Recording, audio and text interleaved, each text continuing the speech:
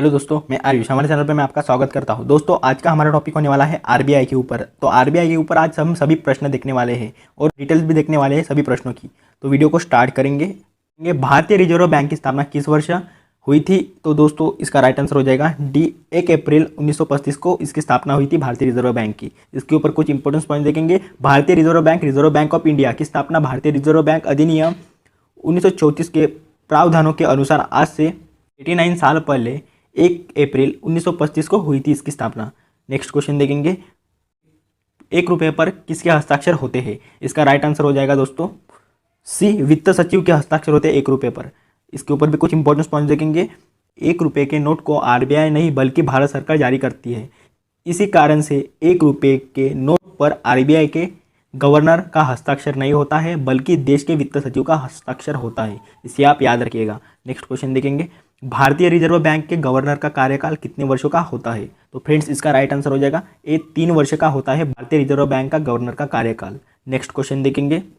RBI का राष्ट्रीयकरण किस वर्ष किया गया था? इसका राइट आंसर हो जाएगा डी, 1 जनवरी 1949 को इसका राष्ट्रीयकरण किया गया था।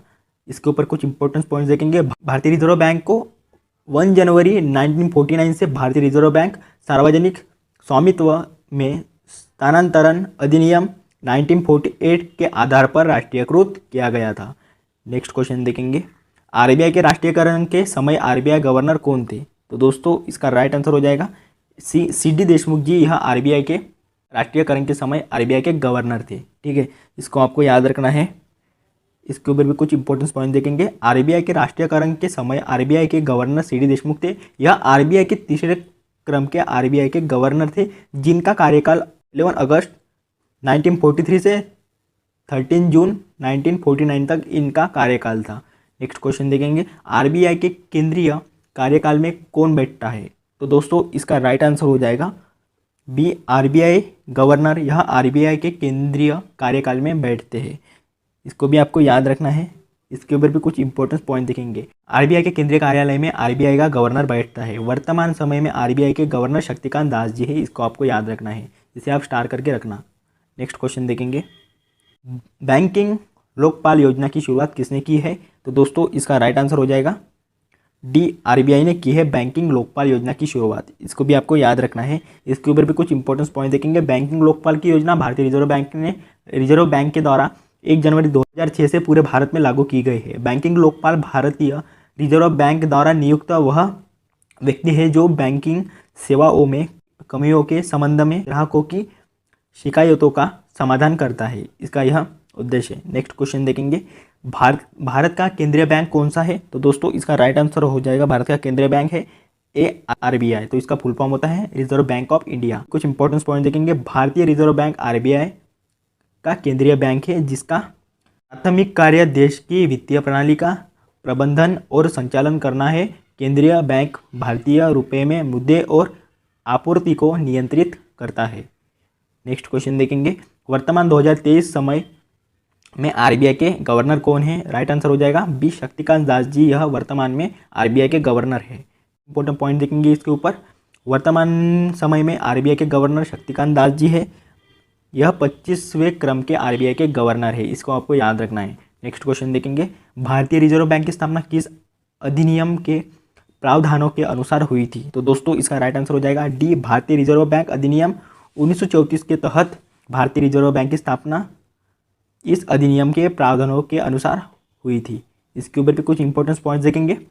भारतीय रिजर्व बैंक की स्थापना भारतीय रिजर्व बैंक अधिनियम 1934 में हुई। हालांकि शुरू में निजी तौर पर इसका स्वामित्व था, किंतु 1949 में इसका राष्ट्रीयकरण कर दिया गया और तब से यह वित्त मंत्रालय भारत सरकार के पूर्ण स्वामित्व में है।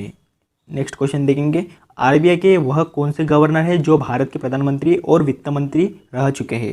राइट आंसर हो जाएगा इसका बी, मनमोहन सिंह जी। आरबीआई के वह गवर्नर है जो भारत के प्रधानमंत्री और वित्त मंत्री रह चुके हैं। इंपॉर्टेंट पॉइंट्स देखेंगे कुछ।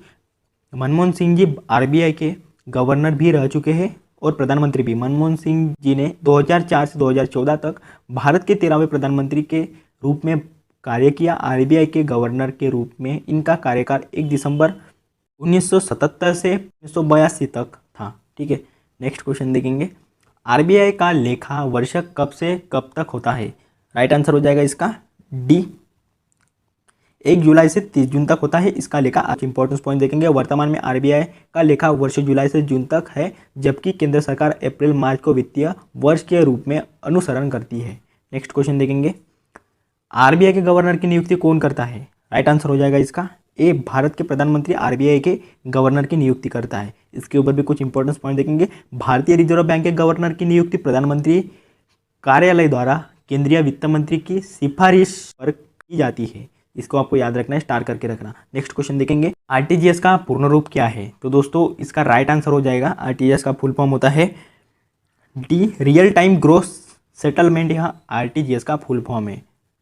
नेक्स्ट क्वेश्चन देखेंगे, आरबीआई के गवर्नर की नियुक्ति प्रधानमंत्री किसके सलाह पर करते हैं? तो दोस्तों इसका राइट आंसर हो जाएगा डी, वित्त मंत्री की सलाह पर करते हैं आरबीआई के गवर्नर की नियुक्ति प्रधानमंत्री। नेक्स्ट क्वेश्चन देखेंगे, आरबीआई के किस गवर्नर का कार्यकाल गवर्नर के रूप में सबसे कम रहा है? तो दोस्तों इसका राइट आंसर हो जाएगा अमिताभ घोष का कार्यकाल सबसे कम रहा है और यह 16वें गवर्नर है। ठीक है, इसको आपको याद रखना है, 16वें गवर्नर है। इसके ऊपर भी कुछ इंपॉर्टेंट पॉइंट्स देखेंगे, आरबीआई के पूर्व गवर्नर अमिताभ घोष का कार्यकाल गवर्नर के रूप में सबसे कम रहा है। इनका कार्यकाल 15 जनवरी 1985 से 4 फरवरी 1985 तक था। नेक्स्ट क्वेश्चन देखेंगे, अमिताभ घोष जी का आरबीआई के गवर्नर के रूप में कार्यकाल कितने दिनों का था? तो दोस्तों इसका राइट आंसर हो जाएगा डी, मात्र 20 दिन का था अमिताभ घोष जी का कार्यकाल आरबीआई में। नेक्स्ट क्वेश्चन देखेंगे, आरबीआई के किस गवर्नर का कार्यकाल गवर्नर के रूप में सबसे अधिक रहा है? तो दोस्तों इसका राइट आंसर हो जाएगा डी, बेनेगल रामा राव जी का कार्यकाल सबसे अधिक रहा है। इसके ऊपर कुछ इंपॉर्टेंट पॉइंट्स देखेंगे, आरबीआई के पूर्व गवर्नर बेनेगल रामा राव जी का कार्यकाल गवर्नर के रूप में सबसे अधिक रहा है। इनका कार्यकाल 1 जुलाई 1949 से 14 जनवरी 1957 तक था इनका कार्यकाल। नेक्स्ट क्वेश्चन देखेंगे, बेनेगल रामा राव जी का आरबीआई के गवर्नर के रूप में कार्यकाल कितने वर्षों का था? तो दोस्तों इसका राइट आंसर हो जाएगा ए, 7 वर्ष 197 दिन का था बेनेगल रामा राव जी का कार्यकाल।